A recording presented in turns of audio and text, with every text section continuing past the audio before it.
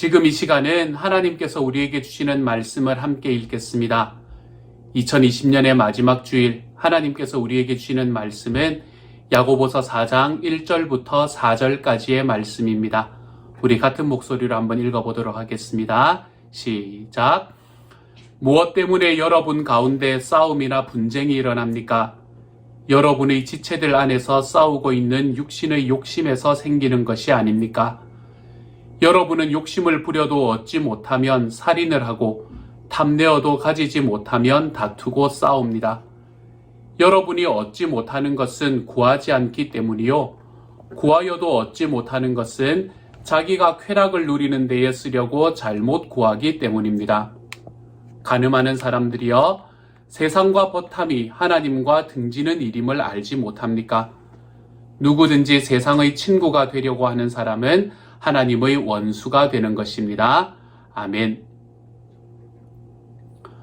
우리의 아버지 되시는 하나님께서는 우리를 진리의 말씀으로 낳으셨습니다.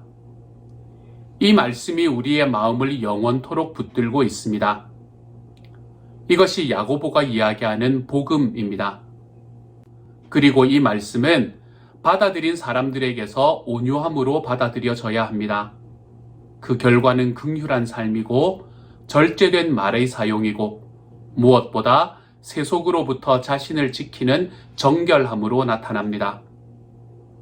그중 긍휼의 삶이 어떠한 것인지, 또한 위로부터 오는 지혜를 바탕으로 말을 어떻게 사용하며 살아가야 하는 것인지를 이야기하고 난 이후에 야고보는 오늘의 말씀부터 과연 그러한 말씀과 지혜로 어떻게 세속의 물결 한가운데에서 자신을 지키며 하나님을 향한 전심을 따라 살아야 하는지에 대하여 권면하고 있습니다. 그 가운데에서 오늘의 말씀은 분쟁과 다툼으로 점철된 현 상황의 문제가 무엇인지를 뿌리 깊게 진단해주고 있습니다. 야고보서의 핵심 중에 하나는 너희가 참된 믿음에 있는지 시험해보고 확증하라는 것입니다. 편지를 쓰는 방식에 있어서 지금까지는 이것이 참된 믿음이다, 이것을 통해 너희 자신을 돌아봐라 라고 이야기했다면 이제부터 전개되는 내용들은 조금 다른 면을 가지고 있습니다. 이것들은 이것이 거짓 믿음이다, 너희가 이런 거짓 믿음을 가지고 있지 않은지 점검해봐라 라는 부정적인 말들로 채워져 있지요.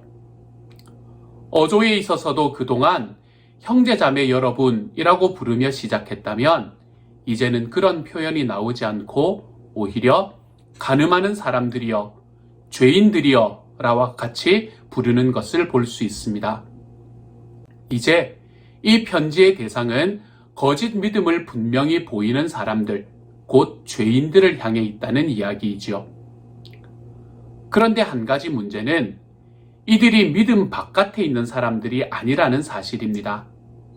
그들은 스스로 예수님을 믿는 사람이다 라고 생각합니다. 그렇기 때문에 사실은 더 큰 문제가 야기되고 있는 것이지요. 왜 이들은 교회 안에 머물러 있는 사람이면서도 바른 믿음을 가지고 있지 못한 것일까요?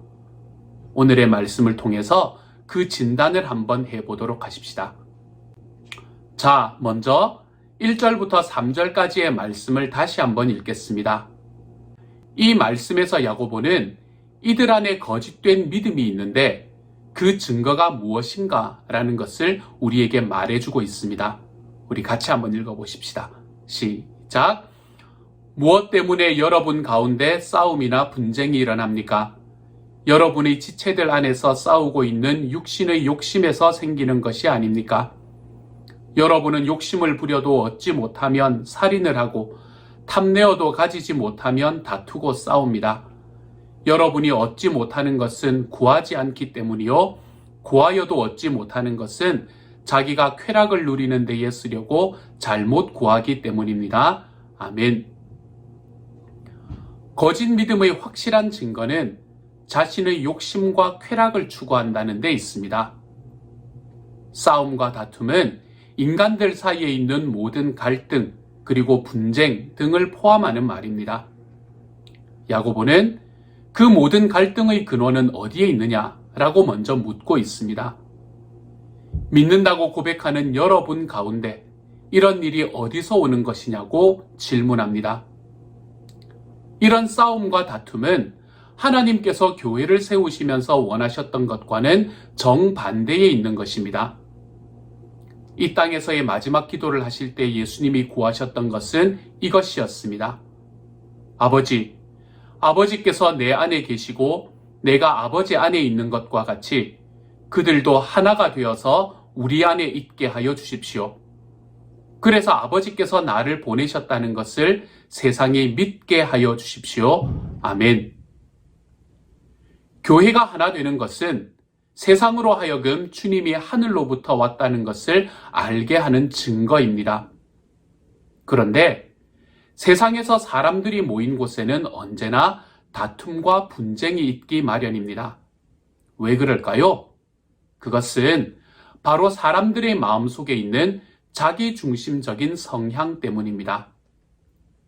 그러나 주님께서 교회를 세우시면서 기도하신 것은 교회가 하나 되는 것이었습니다. 화평으로 하나 되는 일이 주님께서 그리스도인들에게 맡기신 일이었던 것이지요. 그러므로 싸움과 다툼이 있다라는 말은 주님께서 원하시는 교회의 모습으로 걷지 못하고 있다는 이야기입니다. 여전히 육에 속해 있다는 증거이지요. 그래서 고린도 교회를 향해서 사도 바울은 이렇게 충고합니다. 같이 한번 읽어보십시다. 시작. 여러분은 아직도 육에 속한 사람들입니다. 여러분 가운데에서 시기와 싸움이 있으니 여러분은 육에 속한 사람이고 인간의 방식대로 살고 있는 것이 아닙니까? 싸움과 다툼은 싸우는 정욕에서 나옵니다. 싸우는 정욕이라는 것은 나의 만족을 추구하고 갈망하는 것, 즉 나의 욕구를 이루려고 하는 것입니다. 사탄이 아담과 하와에게 찾아와서 성공적으로 심어주었던 생각도 바로 이것이었습니다.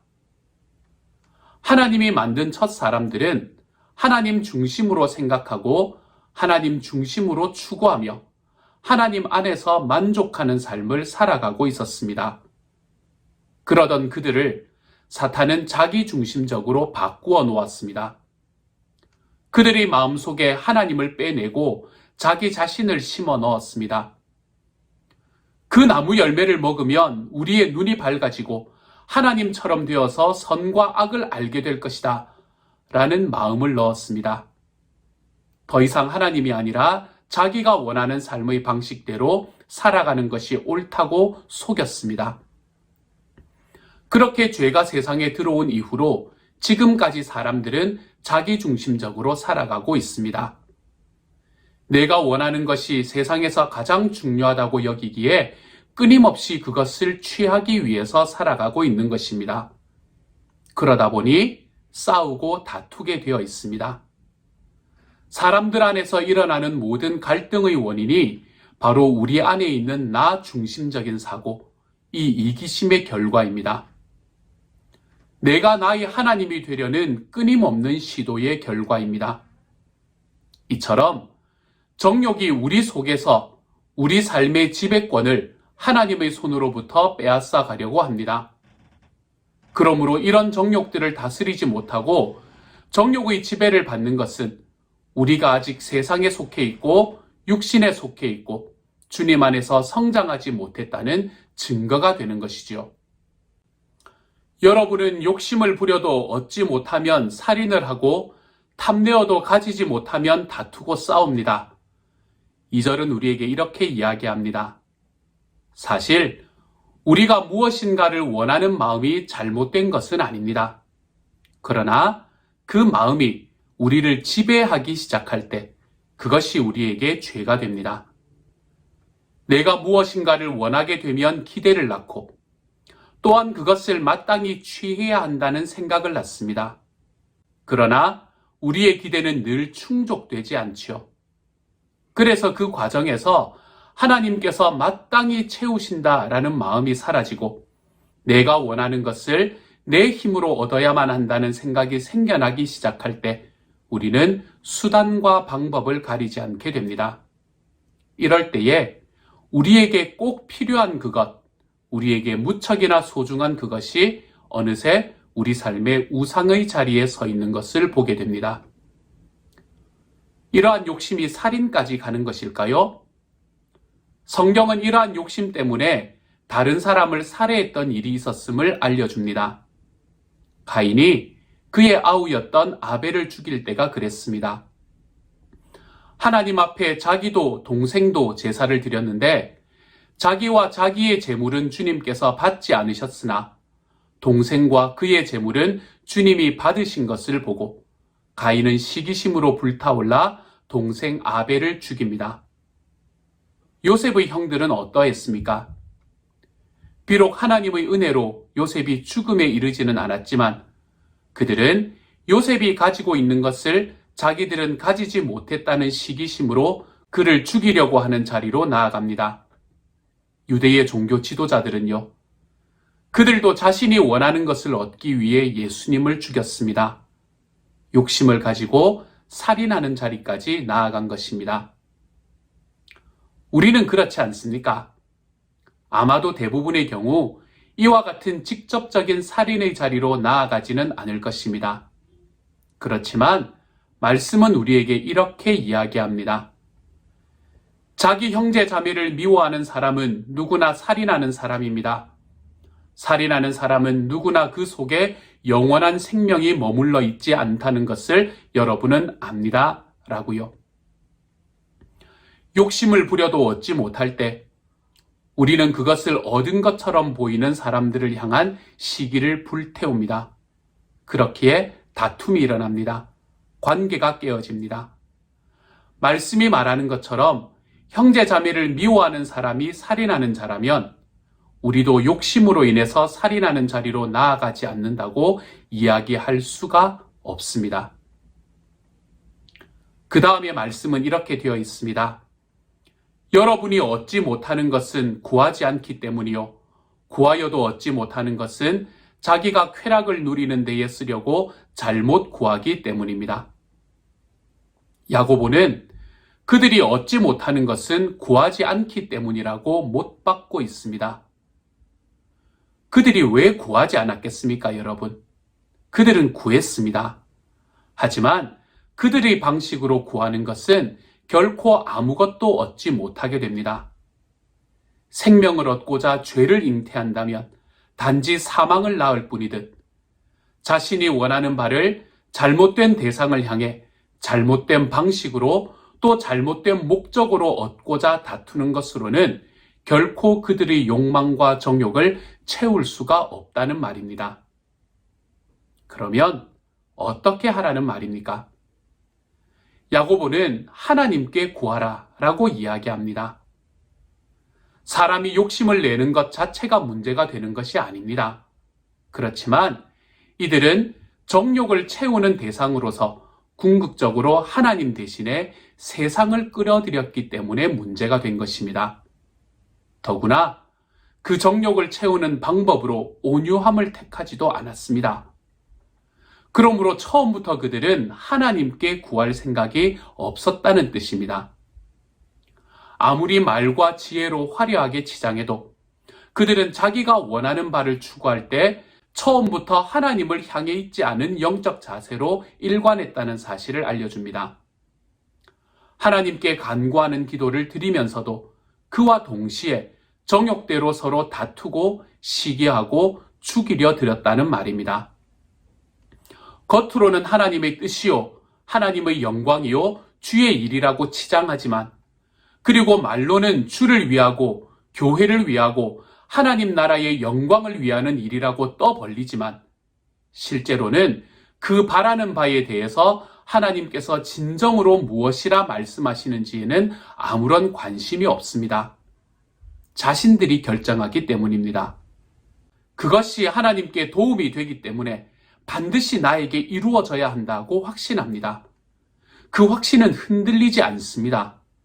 마음속에 비전으로 그려놓고 그 원하는 비전을 그림으로 그려서 벽에 붙여놓고 그대로 받을 것이라는 확고한 자기 확신을 가지고 주변 사람들에게 이미 받았다고 확신에 차서 말하고 다녀도 그것은 하나님께서 뒤집거나 취소하실 수 없도록 스스로 확고하게 결정해버린 그 자신의 욕심에 불과할 때가 있습니다.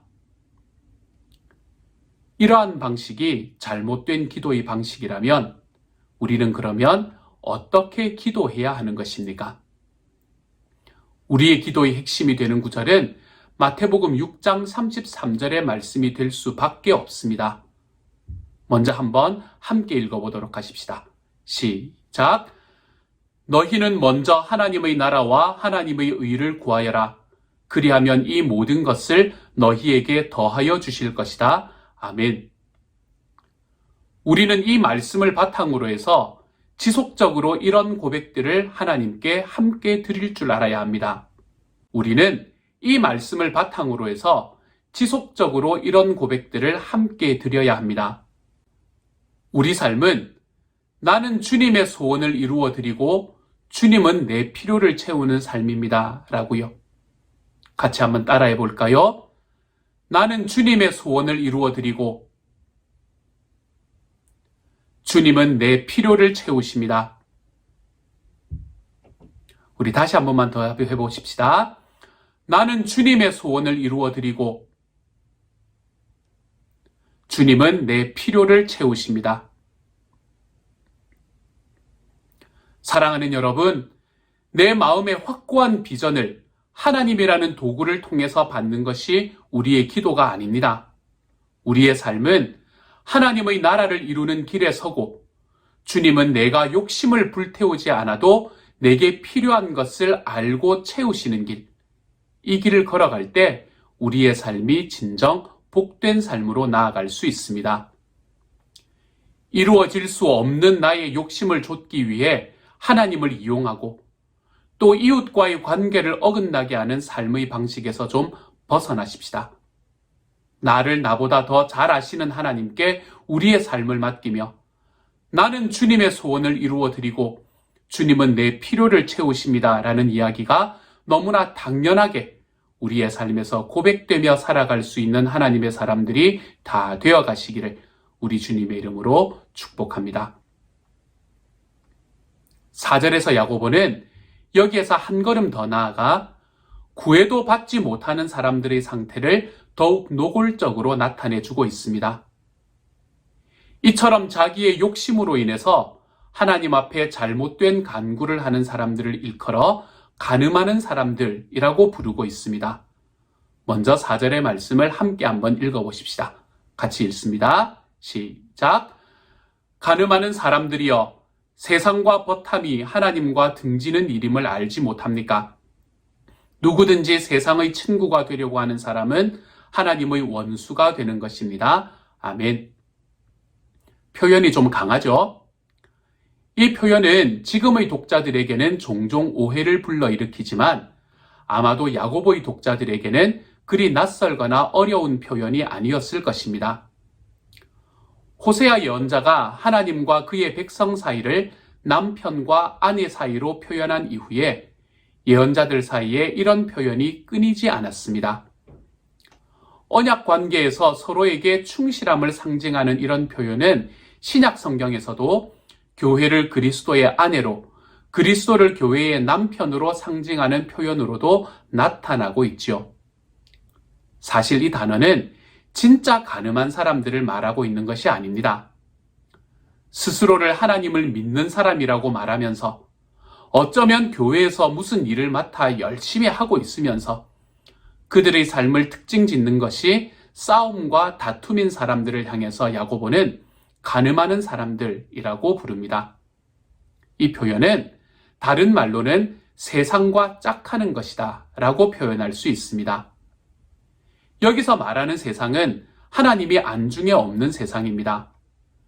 그 생각과 마음과 원하는 정욕 속에 하나님이 전혀 고려되지도 않고 하나님과 단절된 그 세상 말입니다. 그런 마음가짐과 삶의 태도로 일관하거나 그렇게 살아가는 사람들과 짝하게 되면 그 사람은 어쩔 수 없이 그리고 필연적으로 하나님과 원수되는 자리에 위치할 수밖에 없습니다. 그러니까 세상 한복판에서 하나님과 벗되어 살아갈 수도 있고, 혹은 교회 생활을 하면서 그 한복판에서 세상과 짝하여 살 수도 있다는 말이지요. 야고보가 이 서신을 보내는 그 흩어진 교회들이 바로 그러했습니다. 그들은 교회 안에서 너무나 세상적으로 살아가는 사람들이었습니다. 말로는 너무나 신앙적이었지만 그들 안에 시기와 분쟁, 다툼과 쟁론이 끊이지를 않았습니다. 온갖 지혜를 다 동원해서 결국은 교회를 세상 한복판보다 더 세상적으로 만들어 갔지요. 이러한 상황을 두고 야고보는 간음하는 사람이라고 표현합니다. 그들은 하나님을 완전히 버린 것은 아니었습니다. 그랬다면 간음이라고 이야기할 수 없었겠지요. 하나님을 믿는다고 말했지만 늘 하나님보다는 바알을, 주변 나라를 섬겼던 구약의 이스라엘처럼 교회들도 하나님을 버리지는 않았습니다. 다만 하나님을 사랑한다고 하면서 세상을 함께 붙잡고 있는 것입니다. 둘 다 하려는 것이지요. 물론 하나님의 백성도 세상 속에서 살지 않을 수 없기 때문에 이런 유혹을 항상 받습니다. 그래서 시험에 듭니다. 그래서 인내가 필요하지요. 그렇지만 하나님께서 교회에게 주신 하나의 분명한 사명이 있습니다. 곧 세상 속에서 살면서 세상적이 되지 말아야 하는 사명입니다. 세상적이라는 단어에는 많은 부분들이 포함되지만 야고보는 여기에서 주로 부나 재물의 문제 때문에 시험에 든 사람을 염두에 둡니다. 돈의 문제 말입니다. 야고보의 편지를 받은 세상에 흩어진 하나님의 교회들은 소위 예수 믿고 부자된 성도들 혹은 부자로서 예수 믿은 형제들이 그 세상의 부를 자랑하기에 거기에 온통 마음을 빼앗겼습니다. 그뿐 아니라 그보다 더 심각한 문제는 상대적으로 가난한 형제들이 그들을 부러워하여 속으로 시기하고 질투하며 분쟁하고 싸우는 데까지 나아갔다는 사실입니다. 야고보는 결코 부나 재물 자체를 정죄하지 않습니다. 가장 비참한 것은 부나 재물이 전부인 것처럼 거기에 마음을 빼앗기고 그것이 있어서 자랑하거나 또는 그것이 없어서 부러워하는 심령 그 자체에 있습니다. 그 속에 세상이 들어차 있다는 것입니다. 그것이 지나치면 간음하는 사람의 심령이 됩니다. 그것이 나뉜 마음이고 두 마음입니다. 그것으로는 이 세상 한복판에서 세상적이 되지 않을 길이 없기에 세상 속에서 살면서 세상적이 되지 말아야 하는 사명을 결코 이루어낼 수가 없습니다. 야고보는 재물이 중요하지 않다고 말하는 것이 아닙니다. 결코 가난을 찬양하고 있지도 않습니다. 그렇다고 부를 찬양하고 있지도 않고 혹은 그것 자체를 아예 정죄하고 있지도 않습니다. 모두 중요합니다. 하지만 지금 핵심적으로 문제가 되는 것은 그런 문제로 마음이 나뉜 성도의 심령입니다. 이것이 영적 간음이라는 것입니다. 그것이 하나님과 원수된 자리에 빠지는 죄의 것입니다. 어찌하여 하나님께 간구하지 않습니까? 하나님이 과연 어떤 분이라고 생각합니까? 하나님은 후히 주시고 꾸짖지 않는 분이 아니시던가요? 결국 부한 성도도 가난한 성도도 돈 때문에 시험에 드는 이유는 실제로 그 가난을 해결할 수 없다는 사실 자체 때문도 아니고 부의 허망함을 모르기 때문도 아닙니다. 그 중심에 하나님보다 돈이 더 중요한 자리를 차지하고 있다는 사실이 문제입니다. 그것을 빌미로 세상이 그의 심령을 더 많이 차지하게 된 것입니다. 부자여서 하나님을 잊게 된 것이고 또한 가난해서 하나님을 잊게 된 것입니다. 그 결과는 똑같습니다. 그러나 하나님께서 그렇게 무능하시던가요? 결코 그렇지 않습니다. 하나님께서 주시지 않던가요? 하나님께서 이미 주신 것으로 자기의 높음을 자랑할 수는 없는 것입니까? 이와 같이 갈라진 심령으로는 이 세상의 흩어진 교회로서 세상적이 되어 망하는 데에서 벗어날 길이 없습니다. 이 세상의 흩어진 교회로서 그들 안에 심겨진 하나님의 말씀대로 화평 가운데 의의 열매들을 맺어 만국 백성들이 먹고 하나님의 나라를 맛보게 할 능력을 잃어버리게 됩니다. 도리어 세상처럼 되어버려서 세상과 함께 심판을 받게 될 것입니다. 하나님의 교회가 세상 속에 흩어진 이유는 그 세상 속에서 하나님의 영원한 말씀의 씨앗을 피워내 결국 거기에 하늘의 열매를 내게 하려 하심입니다. 이 사명에 성공하는 교회마다, 성도마다 그들 속에 심긴 하나님의 말씀처럼 영영이 살고 세세토록 견고히 서게 될 것입니다. 그러니 사랑하는 여러분, 한 가지를 기억하십시다. 우리는 예수님을 믿으면 복을 받습니다. 맞습니다. 그렇지만 이것이 복음은 아닙니다. 복음은 예수를 믿어서 받는 복이 아니라 예수님 자신을 말합니다. 예수님 자신이 복음입니다. 우리는 예수님을 믿기에 복을 받습니다. 그것은 당연한 일입니다. 소위 기복신앙을 폄하하여 예수 믿고 복을 받는 것을 우습게 생각하는 경우도 있지만 그것은 가당치 않습니다. 사람은 하나님께 복을 받아야 삽니다. 만복의 근원이신 하나님을 떠난 비참과 온갖 가난 속에서 인간은 복을 갈구합니다. 또한 하나님은 틀림없이 복을 주시는 분이십니다. 하나님처럼 복 주기를 좋아하시는 분이 없습니다. 우리 중에 누구도 하나님께 이렇게 아름다운 세상을 창조해 달라고 간구한 사람이 없습니다. 그런데도 태양은 오늘도 찬란하고 매 순간 마시는 공기는 여전히 거저 주어집니다. 하나님은 생명을 주셨고 항상 주시기를 기뻐하십니다. 하지만 복음이란 예수님을 믿고 복을 받는 것이 아니라 예수님 그 자신이십니다. 예수님을 믿고 받는 복들은 모두 이 세상에 갇혀 있습니다. 이 세상이 끝나면 그 복들도 끝이 납니다. 그 복들이 하찮아서가 아니라 그것이 복음다운 본질이 아니기 때문입니다. 그 복들이 복음이라기에는 너무 초라합니다. 그것은 복음이 주고자 하는 가장 중요한 것이 아닙니다. 복음이 주고자 하는 가장 큰 선물은 성령 하나님이십니다. 즉 하나님 자신인 것이죠. 예수님을 믿고 건강의 복, 물질의 복, 자녀의 복을 받는 것을 복이라고 말하면 그런 복들을 받지 못한 그리스도인들은 예수님을 잘못 믿은 것이 됩니다. 또한 그렇게 해서 받은 복들을 제쳐두고 하나님의 이름을 높여야 할 때, 그렇게 해서 받은 복들보다 예수님의 뜻을 더 좇아야만 할 때 그런 복들은 쉽게 놓지 못합니다. 왜냐하면 예수 믿은 목적이 그런 복들에 있었기 때문입니다. 그 목적이 사라진다면 예수 믿는 것이 의미가 없어집니다. 그래서 이런 신앙으로는 하나님의 영광을 구하며 하나님의 이름을 높일 수가 없습니다. 물론 예수 믿고 복받자고 하는 신앙도 하나님의 영광을 구하자고 말합니다. 하지만 그것은 언제나 부차적이고 종종 내 삶에서 복을 받기 위한 조건에 그칩니다. 정말 하나님의 이름을 더럽히지 않기 위하여 자신이 받은 복들을 놓아야 할 때 그런 신앙은 좌초합니다. 목적과 결과가 바뀌었기 때문입니다.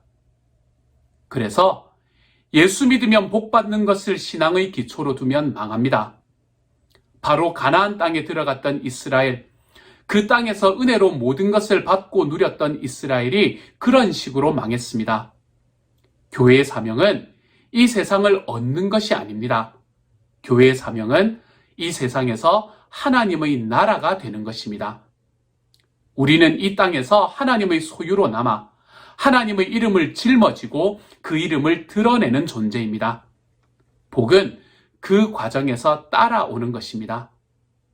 내가 원하는 방식으로 오지 않아도 괜찮습니다. 우리에게 필요한 것을 주님이 채우시고 그것을 넘어 영원한 나라를 유업으로 주신 하나님의 복이 우리의 삶에 이미 차고 넘치기 때문입니다.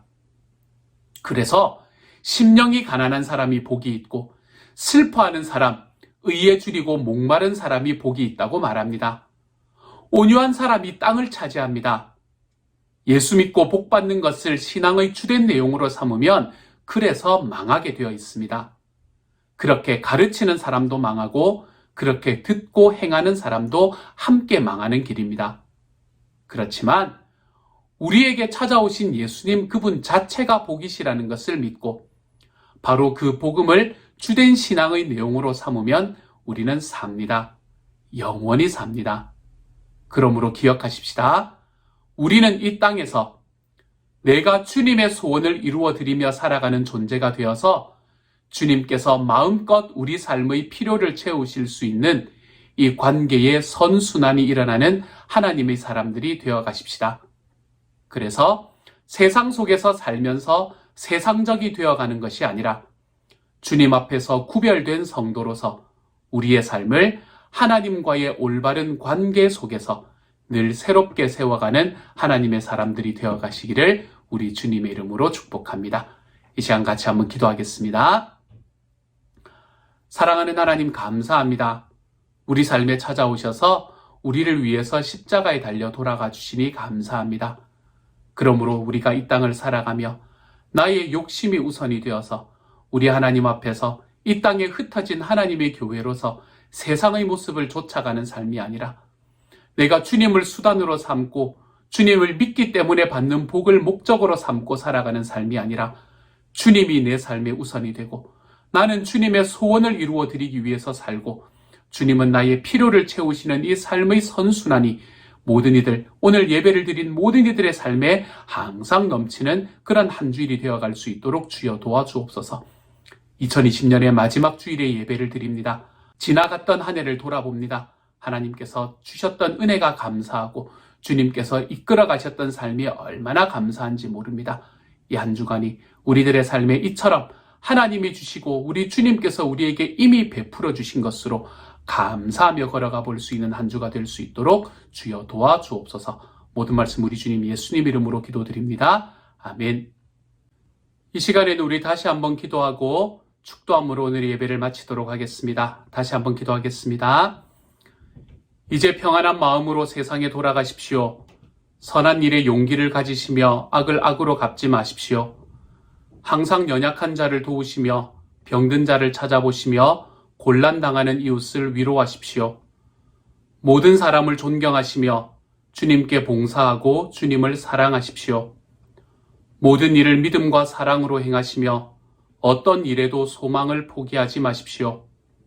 그리고 거룩하신 성령님께 순종하여 기쁨과 감사의 생활을 해 나가십시오. 우리 하나님 아버지는 여러분을 항상 도와주실 것입니다.